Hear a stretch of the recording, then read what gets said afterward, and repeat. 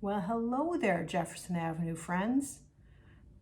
I have told you in the past how much I enjoy putting animal heads on human bodies. More specifically, I really love to do this with dogs. Dogs have always been part of my family. I've had a dog since I was really young. Since I was born, I had dogs, and I just love dogs. They give so much love, and we all need some love and comfort these days. And sometimes when I'm thinking about what kind of art I want to make, I always go back to my dog. She is my muse. She is my inspiration. So I have some of my doggy art around me. And today I want to talk to you about an artist named William Wegman. He's a photographer and he uses dogs in his art. So let's take a look. William Wegman is an American artist who is mainly a photographer. He has done painting, but he's best known for his photography. He uses Weimaraner dogs, and that's these kind of dogs right here, in his photographs.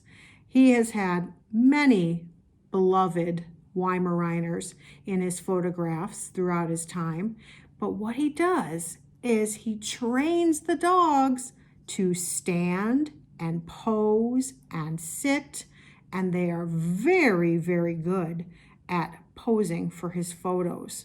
Let me show you some of those photos because I think you'll see why I like him so much. Here is one of William Wegman's photographs. This is called Pitching Hay.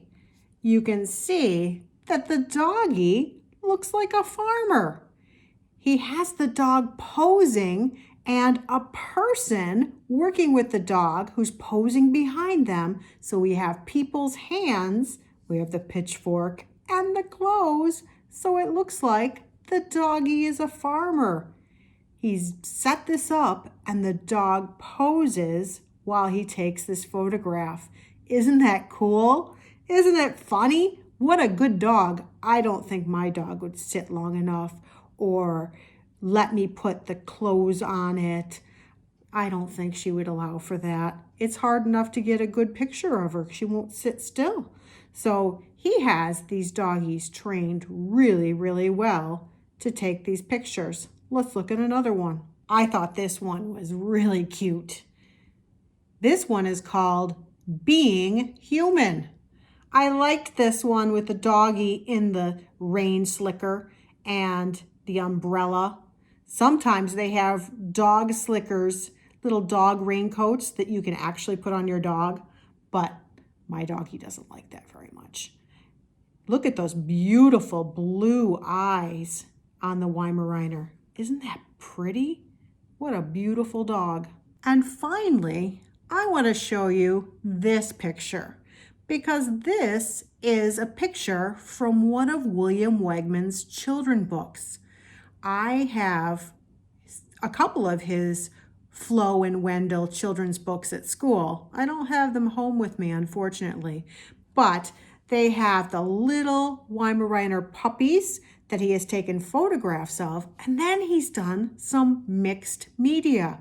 He has painted the bodies and the background around the dogs to make them look like people. So this is going to be the inspiration for our project today. I'm going to take a picture of Piper and I'm going to try to turn it into a person a little bit like William Wegman does.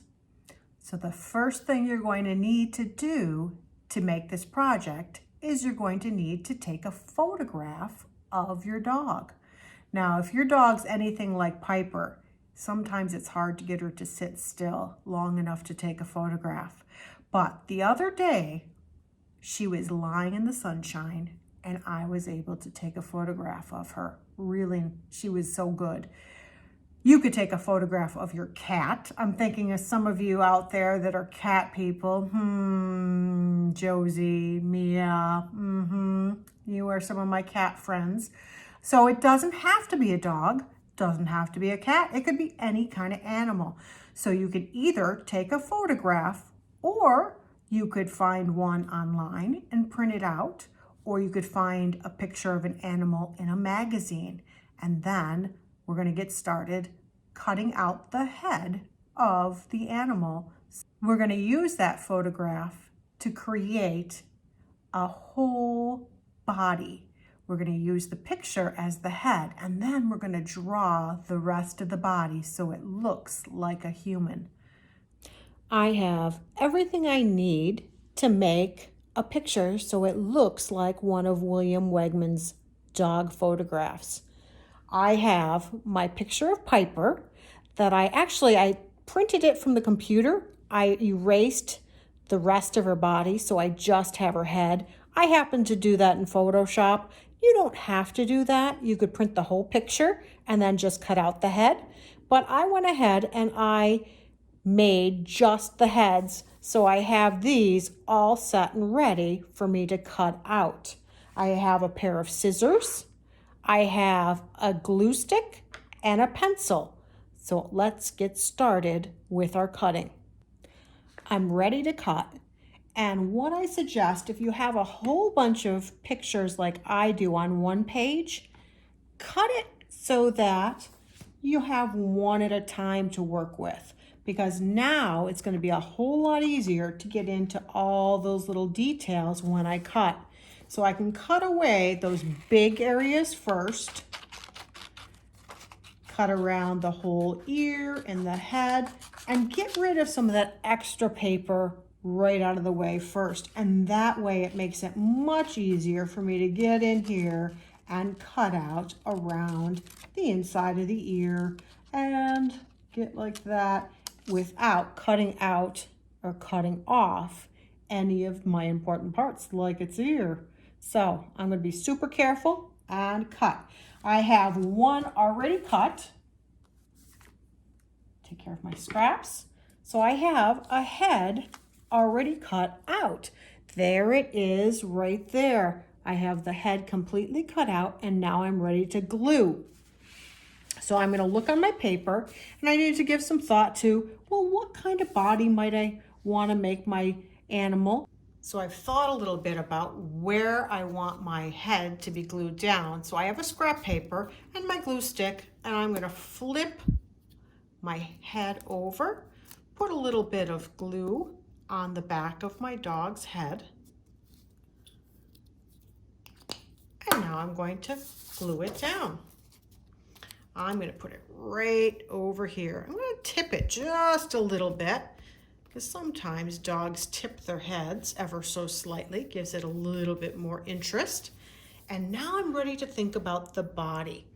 Now, easy way to draw a human is to start with a stick figure. I could do that. I could think about the kind of clothes I want the dog to be wearing. What do I want to give it? So give that some thought. Don't forget about a neck. So I'm going to start with pencil. And I think I'm going to go ahead and give it a neck. If I want shoulders, I can go ahead and draw shoulders across like that. And this can all be changed. Remember, this is just my armature. It's just my body sketch to get the parts and pieces where I want them to go. So there's the torso of my dog. And then I'm going to think about where the hips would be. This dog is going to be doing a little dance. So I'm going to think about how the legs would bend. Oh, I want him to be kicking. I'm going to kick like that maybe. So this leg's going to go away. That's going to get erased. Remember, anything I like to draw first before I do my erasing, just in case. I don't want to make the same mistake twice. So if I draw first and then decide what needs to be erased, I'll know where things go, and I don't make the same mistake twice. I don't grab that eraser too quickly. So I erased the center where like I made the spine line, that guideline, and I erased that leg that I didn't like. So I'm going to go ahead and think about how the paws are going to go, what direction they're going to go in, and now I'm ready to give some meat on the bones.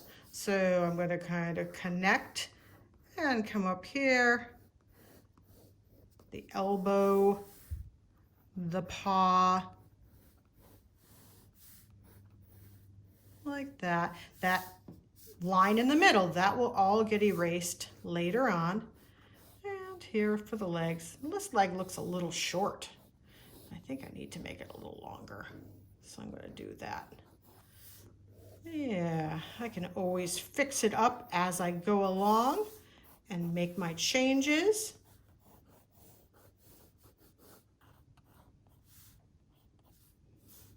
All right, what kind of clothes should my dog be wearing? Maybe should have a t-shirt on. So I'm going to come up here, think about where the t-shirt would end, the shoulders, the sleeves, like that. How the t-shirt would go like this. It's finally getting warmer out, so maybe my doggy's wearing shorts. So I'm going to go ahead and put a pair of shorts. And I'm thinking about making sure that those lines there. He's wearing some shorts. And I think he needs a paw. Kind of like our JA Paws shirts. Work hard, learn a lot, have fun, and be kind. Those shirts. So he'll have a JA Paws shirt on like that. And he's dancing. As I begin to add color, I like to outline my pencil lines. So I'm going to do that with a nice thin marker first. I'm going to outline all my pencil lines. Even the design on the shirt, I would outline all of that. Now I have one that I've already finished outlining, and it looks like this. This one I put 3 dog heads in, and it looks like a doggy family. So in this one, I've already outlined. I'm going to begin to use some colored pencils to begin to color. So I have, let's see. I have some colored pencils. You could use colored pencils, you could use crayons, you could use markers, you could use anything you want to begin to add color. But I'm going to go ahead and use some colored pencils to color in my dog like this.